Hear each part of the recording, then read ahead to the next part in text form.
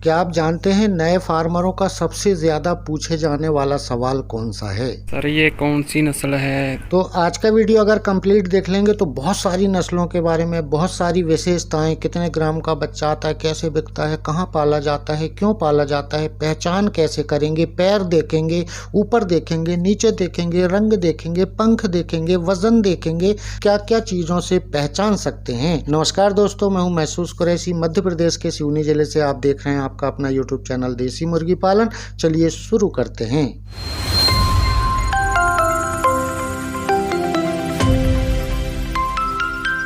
तो सबसे पहले जान लेते हैं हम RIR के बारे में, जिसको रोड आइसलैंड रेड कहते हैं। ये एक दिन का बच्चा आपकी स्क्रीन के सामने है। इसमें आप देखिए उतना लालपन नहीं आया है जितना लालपन बड़ा होने के बाद आएगा, वही भी देखेंगे। सभी नस्लों में मैं एक दिन से लेकर बड़ा होते तक दिखाऊंगा और विशेषताओं के बारे में भी बात करेंगे। तो इसका जब बच्चा बड़ा होता है और इसका जब आप पैर देखेंगे तो आपको कुछ पैर सफ़ेद भी देखेंगे, कुछ पीले भी देखेंगे। इसको ग्रीन फॉडर खिला के 400 ग्राम के बाद फ्री रेंज में पाल सकते हैं। पीला भी पैर होता है, सफ़ेद भी होता है और 56 दिन में 1 किलो का मुर्गा हो जाता है और 62 दिन में 1 किलो की मुर्गी भी हो जाती है। तो इस नस्ल को अंडे के लिए पाला जाता है। ये अंडे वाली नस्ल है और इसमें यह देखा गया एक्चुअल में, अगर आपका मैनेजमेंट बहुत तगड़ा है तो इस पे 4.5 महीने के बाद से पीक पे आना स्टार्ट होती मुर्गी। तो 5 महीने तक पीक में आती। पीक बोलते हैं जो उसकी क्षमता होती, बड़ा अंडा देने लगती। पहले सप्ताह में थोड़े छोटे अंडे आते हैं, उसके बाद सामान्य साइज के आने लगते हैं। तो वो 5 महीने के बाद आता है। और इन मुर्गियों से जब अंडा देना स्टार्ट कर दें तो 18 महीने से 24 महीने तक कंटिन्यू आप अंडा लीजिएगा। ये अंडे वाली नस्ल है। इसका मेल अलग मिल जाता है और फीमेल भी अलग मिल जाता है। मेल सस्ता होता है और फीमेल महंगा होता है। उसके बाद बात करते हैं कॉकरेल की, जो सबसे ज़्यादा पाले जाने वाली नस्ल है। बॉयलर के बाद अगर कोई दूसरे नंबर पर है तो ये कॉकरेल है। और कॉकरेल का बच्चा बहुत सस्ता मिलता है। अगर आपको 1000-2000 लेना है, 500 प्लस में ही कोई ऑर्डर, क्योंकि सस्ता होता है करके छोटे ऑर्डर कोई लेता नहीं है। तो इस पे 500 प्लस के ऑर्डर पे अगर आपको चाहिए तो 5 रुपये 6 रुपये में रेलवे स्टेशन तक पहुंचा दिया जाता है। बॉयलर के बाद सबसे ज़्यादा पाले जाने वाली नस्ल है। और जिसको फार्मिंग का कीड़ा काटता है तो सबसे पहले वो कीड़ा काटना बंद इसी नस्ल से करता है, क्योंकि सबसे सस्ता होता है करके सभी फार्मर इसको आसानी से पालने की कोशिश करता है कि अगर मैंने मार के भी मैदान साफ कर लिया, फार्मिंग बंद कर दी, तो 5 रुपये का एक ही गया। अगर इसके जगह में अगर मैं दूसरा बड़ा महंगा नस्ल लेता, 40-42 रुपये के आसपास का, मैं अगर तुम्हारे से ब्लैक एस्ट्रोलॉर्प लेता या कड़कनाथ लेता तो मुझे तो बहुत तकलीफ होती। और यह बच्चा सस्ता होने के कारण आप देखते हैं बच्चों को खेलने के लिए रंगीन करके शहरों में फेरी वाले बेचा करते हैं। ये कॉकरेल ही होता है। 400 ग्राम के बाद फिर ये प्योर वाइट हो जाता है। अगर रंगीन भी ले लेंगे आप तो वाइट कलर आ जाएगा बाद में। और इसकी फार्मिंग जो होती है, जैसे बड़े बड़े फार्मिंग करते हैं, इसकी छोटी फार्मिंग नहीं होती। आपको एक चीज़ बता दूं, किसी ने 5000 पाल लिया तो 5000 में अगर 10 रुपये नंग भी कमाया तो 50,000 उन्होंने कमा लिया। 90 दिन में 1 किलो हो जाता है। इसमें भी आप फ्री रेंज फार्मिंग कर सकते हैं, मगर बहुत सारे लोग इसमें फ्री रेंज फार्मिंग नहीं करते, क्योंकि उनको टाइम मिलाना होता है कि यार होली का सीज़न पकड़ना है तो मार्केट के फीट पे रखो, जल्दी से तैयार करो, हमें मार्केट पकड़ना है। और जिसको मार्केट की चिंता नहीं है तो वो फ्री रेंज फार्मिंग करता है। 400 ग्राम के बाद फ्री रेंज फार्मिंग में आप देखिएगा कितना शानदार कलर आया है। यह सफ़ेदी किसी नस्ल में नहीं मिलेगी आपको जी। इतनी सफ़ेदी, इतनी साफ, जैसे शैम्पू किया हुआ, जैसे बाल होता है आदमी का, शैम्पू किया हुआ, नहाया धोया हुआ होता है, ऐसा ये शैम्पू किया हुआ कॉकरेल हुआ करता है। तो इसमें जो सफ़ेद है, इतना अच्छा सफ़ेद कलर किसी नस्ल में नहीं होता। और आप देखिए आपकी आंख के सामने कॉकरेल ग्रीन फॉडर पर फार्मिंग हो रही है, पल रहा है। तो लोग कहते हैं कि इस पर कैसे ग्रीन फॉडर खिला के फ्री रेंज फार्मिंग हो जाएगी। भैया दुनिया में सब होता है, बॉयलर छोड़ के सब में ग्रीन फॉडर खिला के फ्री रेंज फार्मिंग होती है। करने वाला होना चाहिए। तो जैसे मैं बात कर रहा था कि इसको पाला जाता है इतनी ज़्यादा मात्रा में, तो बिकता कहाँ? तो मेरे भाई, जिस कटर की दुकान पर ऊपर आपको कॉकरेल मिलेगा और नीचे बॉयलर मिलेगा। नीचे बॉयलर रखेगा ही वो और कॉकरेल ऊपर रहेगा। अब यहाँ पर देखिए बॉयलर देखो नीचे बैठा हुआ है, ये बामुश्किल दाना पानी तक चल पाता है और ऊपर जो कॉकरेल है उसकी उछल कूद दौड़ना ये वो सब देखिएगा, तो ये फ़र्क होता है। अच्छा, बिकता सबसे ज़्यादा क्यों है? इसलिए बॉयलर का टेस्ट के लिए से आदमी लेता नहीं और प्योर देसी में तगड़ा रुपया लगता है, तो प्योर देसी और बॉयलर का बीच में आदमी कॉकरेल ले लेता है, इसलिए कटर की दुकान पर कॉकरेल हमेशा मिलता है। अब हम जानते हैं ब्लैक एस्ट्रोलॉर्प के बारे में। ब्लैक एस्ट्रोलॉर्प का एक दिन के चूजे में आप देखिएगा कि सीने के सामने सफ़ेदी आती है। यही बच्चा जब बड़ा हो जाता है, 1-1.5 महीने का हो जाता है, तो सीने के सामने की सफ़ेदी ख़त्म हो गई, अब चेहरे के सामने की सफ़ेदी बची और इसका पैर भूरा होता है। ये अंडे देने वाली नस्ल है। इसको भी आप 400 ग्राम के बाद फ्री रेंज फार्मिंग करिएगा, घास खिलाइए, कचरा खिलाइए, हरा चारा खिलाइए, कोई तकलीफ़ नहीं है, फ्री रेंज फार्मिंग कर सकते हैं। और इस नस्ल का रिकॉर्ड जो है किसी नस्ल ने नहीं तोड़ा है। ये ब्लैक एस्ट्रोलॉर्प के बारे में आप गूगल करके देखिएगा, 365 दिन में 364 अंडे देने का वर्ल्ड रिकॉर्ड इसके नाम पर है।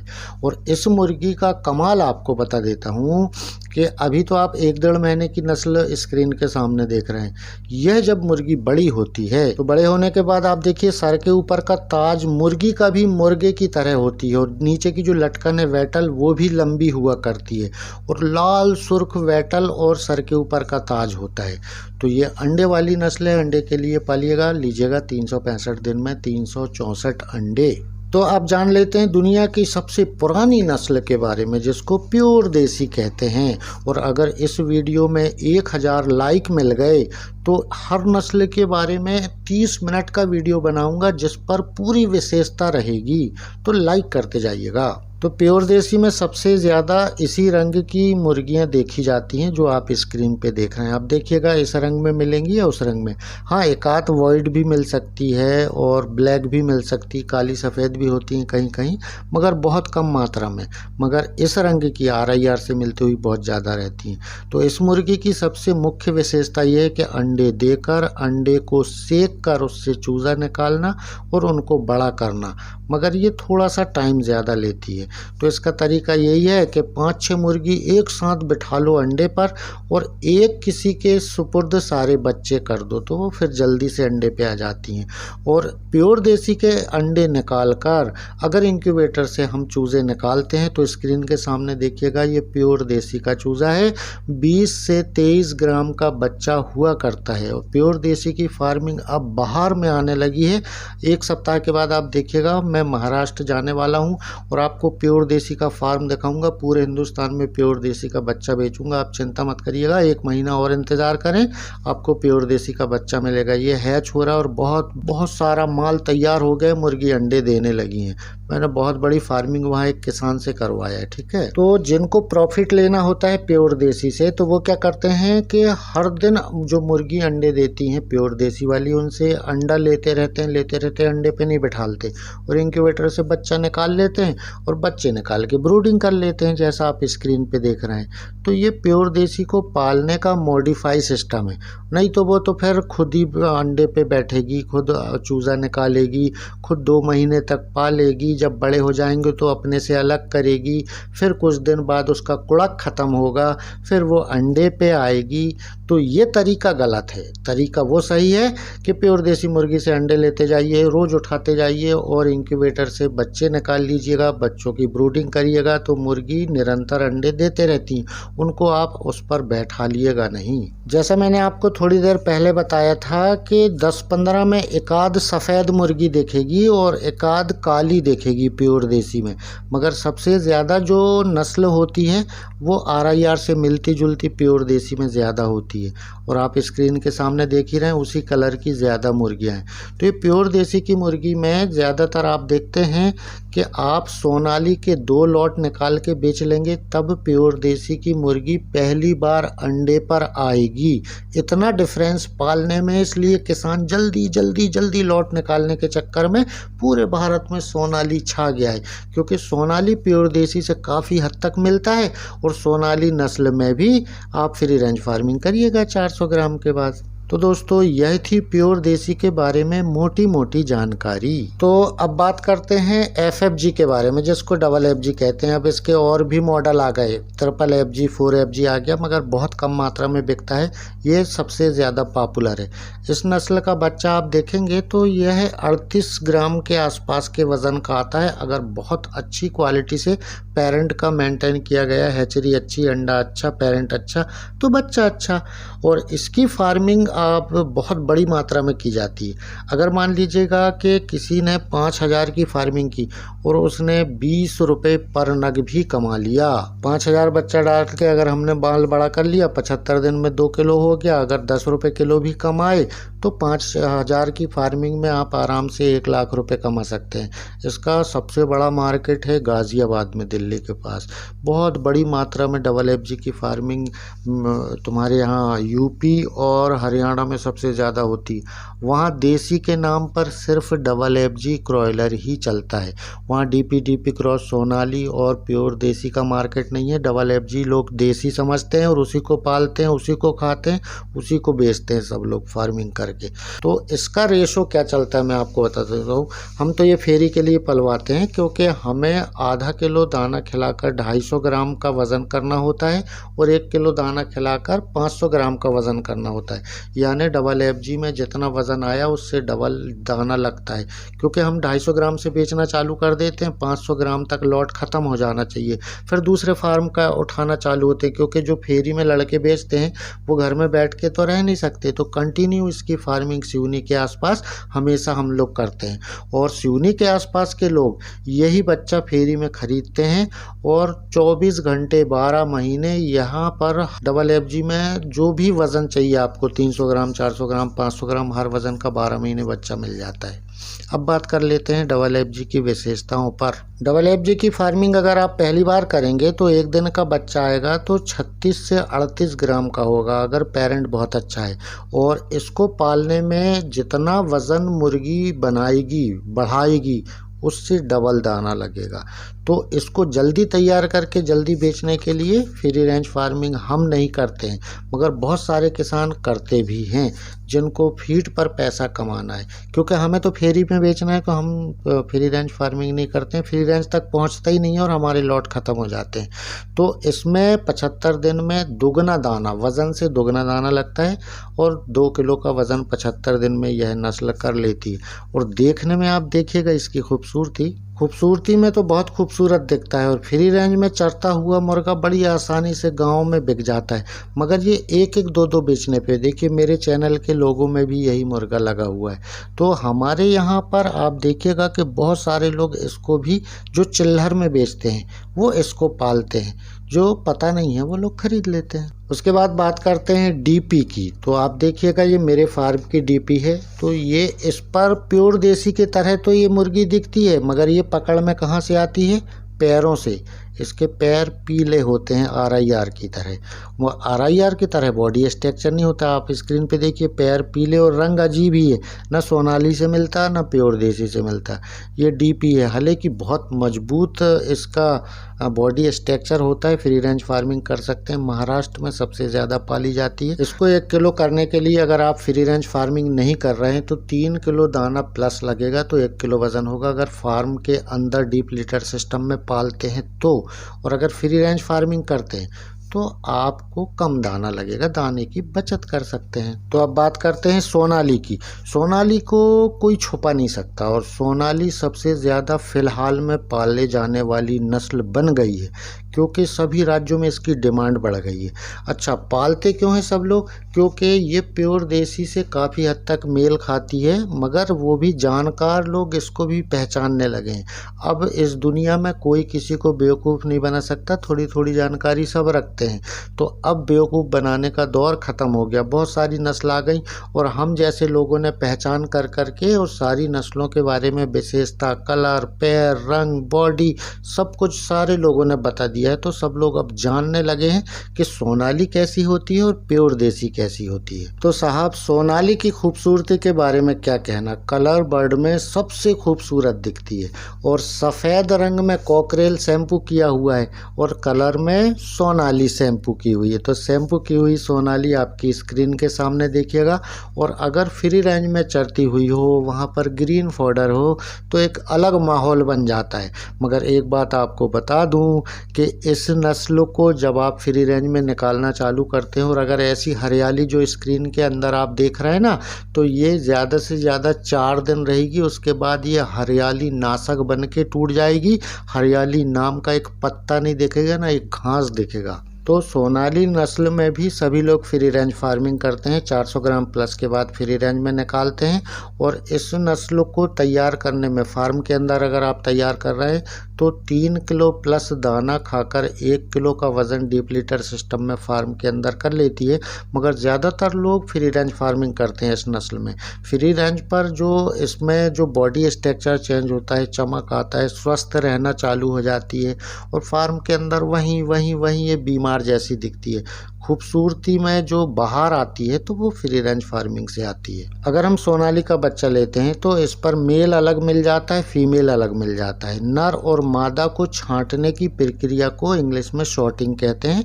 तो इसमें जो नर बच्चा आता है वह महंगा आता है और जो मादा आती है, फीमेल आती है, वह थोड़ी सी सस्ती आती है। और 50% के रेशो में सबसे ज़्यादा सोनाली नस्ल के बच्चे बेचे जाते हैं और लोग खरीदते हैं। तो इस नस्ल के बारे में मैं यही कहना चाहूँगा कि फ़िलहाल में भारत में सबसे ज़्यादा देसी पर इसी मुर्गी को पाला जा रहा है और देसी के नाम पर यही बिक रही है। इसकी बड़ी बड़ी फार्मिंग हो रही हैं। 500, 1000, 2000, 5000, 10,000। लोग कैसे पालते हैं कि अगर हमने 20 रुपये नग भी कमा लिया तो खेल हो गया। इस ढंग से बड़ी फार्मिंग करने लगे हैं लोग। नहीं तो पहले तो बैकयार्ड फार्मिंग होती थी, पीछे 5 मुर्गी चल रही हैं, 10 चल रही हैं, 15-20 हो गई तो किसी ने कह दिया कि इसके यहाँ तो बहुत ज़्यादा मुर्गी पली हैं। मगर अब ऐसा नहीं है।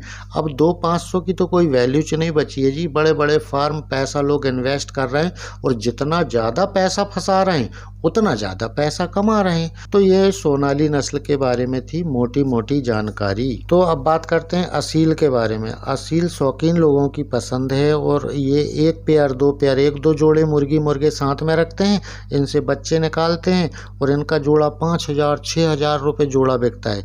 अच्छा, प्योर असील की मुर्गी अंडे पर बैठकर अंडों से चूजा निकाल कर पाल लेती है।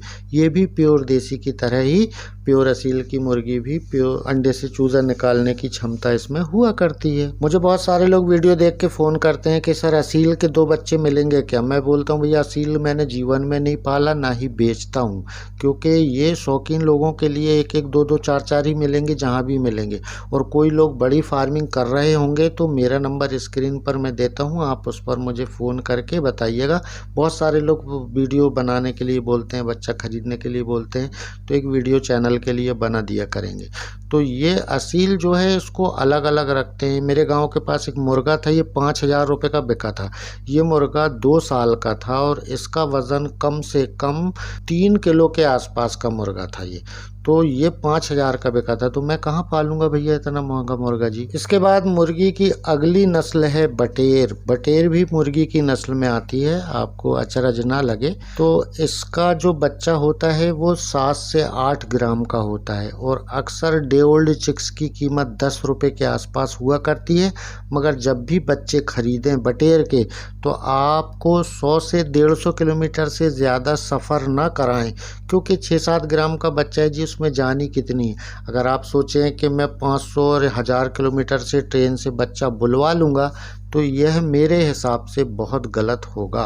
तो बहुत सारी जगह में बटेर की फार्मिंग अब बड़ा रूप लेने लगी है, क्योंकि 5 स्टार होटलों में, बड़े बड़े ढाबों में इसकी डिमांड बढ़ने लगी है और इसको बड़ा करके लोग पेयर में बेचते हैं 150 रुपये जोड़े में।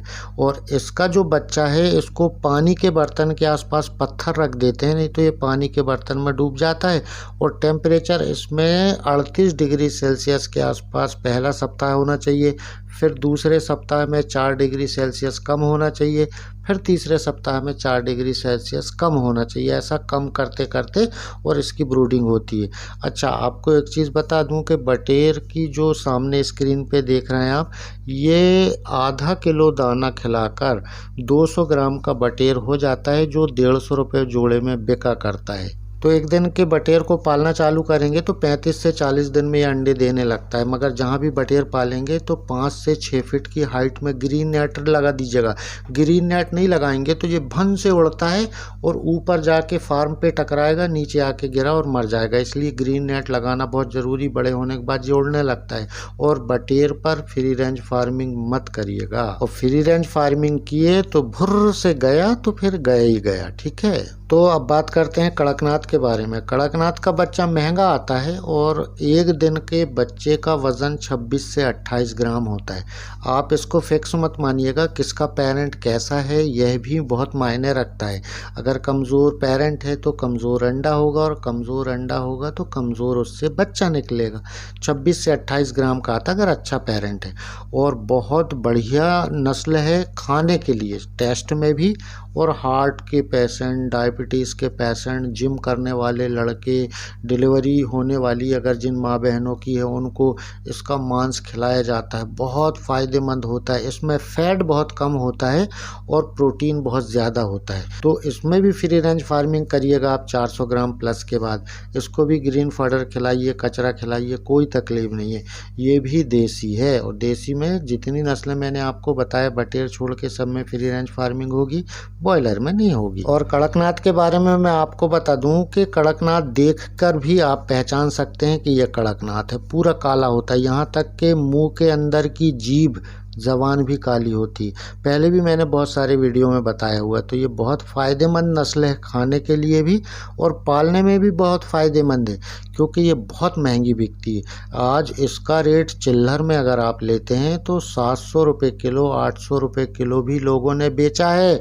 मगर आज जब बड़ी मात्रा में फार्मिंग होने लगी, 1000 2-2 हज़ार हर फार्म में डले हैं, तो ऐसी स्थिति में कोई अगर थोक में बेचता है तो 400 से 450 रुपये किलो में ट्रक के ट्रक लोड कराने की क्षमता वाले कड़कनाथ के फार्म आज भारत में हैं। और आप स्क्रीन के सामने देखिएगा कि ये फार्म है या 5 स्टार फार्म है। आप देखें स्क्रीन के सामने, पूरा जाली के ऊपर मुर्गा चल रहा है, और जब ये मुर्गा बीट करता है तो बीट नीचे जाती है।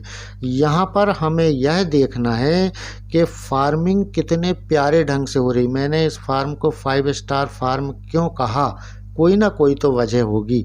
बहुत सारे फार्म आपने देखे होंगे, मगर इसका मैनेजमेंट थोड़ा हट के है। तो कड़कनाथ को एक बार खाइएगा अगर आपने अभी तक नहीं खाया है, और खाते समय आपको मेरी याद ज़रूर आएगी, क्योंकि इसका टेस्ट लाजवाब है। मैंने बहुत खाया मेरे दोस्त, आप भी एक बार टेस्ट करके देखिएगा। अब बात करते हैं ब्लैक रॉक के बारे में। ब्लैक रॉक ब्लैक एस्ट्रोलॉर्प से मिलता जुलता नाम है, मगर ब्लैक एस्ट्रोलॉर्प नहीं है। ब्लैक एस्ट्रोलॉर्प और ब्लैक रॉक में ज़मीन आसमान का फ़र्क है। उससे मिलती जुलती ज़रूर है। छत्तीसगढ़ में तो ये गवर्नमेंट जो आत्मनिर्भर भारत वगैरह जो स्कीम चलती हैं सब्सिडी वाली, उसमें भी बांटा करती है।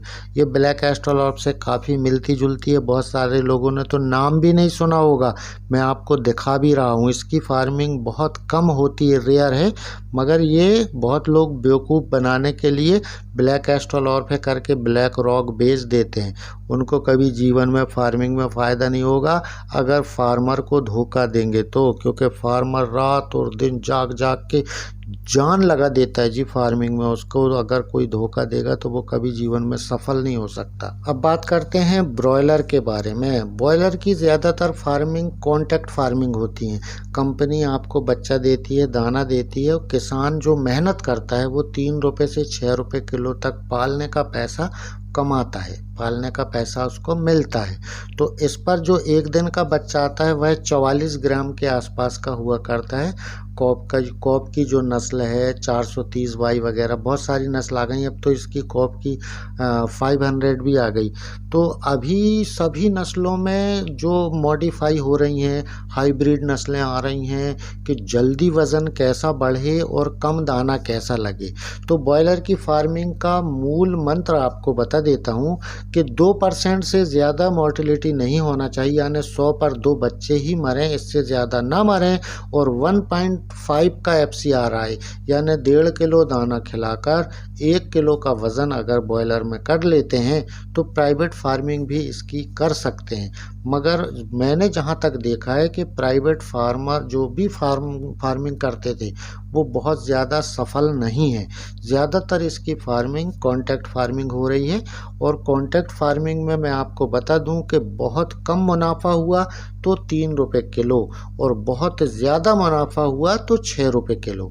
इसके छोटे फार्म नहीं होते 5,000, 10,000, 50,000, यानी मैंने 70,000 बॉयलर के मुर्गे का तक फार्म देखा है। तो 70,000 मुर्गे का अगर फार्म किसी फार्मर ने खोला है और 10 रुपये नग बचा लिया तो 35 से 40 दिन में 7 लाख रुपए फार्मर ने छाप लिया।